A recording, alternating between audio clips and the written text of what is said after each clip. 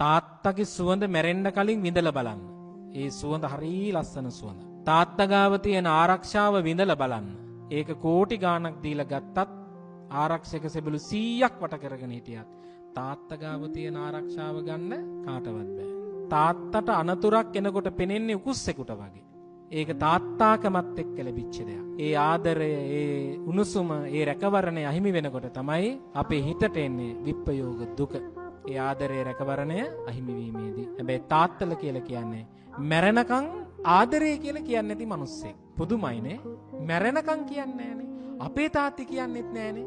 ඔව් ජීවිතේට කියන්නේ. හැබැයි කිව්වොත් එහෙම මට රෑ 7ට බණකට යන්න තියෙන එන්න බැරිද කියලා ඇහුවොත් එහෙම බස් එකේ නැගලා හරියනවා. ජීවිතේට කියන්නේ අම්මා කිව්වට ඔයාට අපි හරි ආදරේ කියලා. හැබැයි තාත්තා පෙන්වන්නේ ඒකේ මොකෙන්ද? ක්‍රියාවෙන් දරුවෝ වෙනුවෙන් පෙන්වන්නේ. ඒ නිසා තමයි තාත්තල කියන්නේ දෙවිවරු, තාත්තල කියන්නේ බුදුවරු. ඉතින් ඒ කෙනෙක් අහිමි වීම කියලා කියන්නේ gedara තිබ්බ 12 මයි පහනක් නිවුණා වගේ, බත් මුට්ටියේ ගලක් නැති වුණා වගේ තාත්තගේ අහිමි වීම කියලා කියන්නේ. ලෝකේ හැමෝටම යන්න වෙනවා ආව වගේම. ඒ නිසා මිය පරලොව ගිය තාත්තට මේ පින සසර මඟ සුවපත් වෙන්නම පාරමිතාවක් වේවා. ඉක්මන් කලක නිවන් මඟ පූර්ණණය කරගනු ලබත්වා කියන ප්‍රාර්ථනාවෙන් පින් දෙනවා.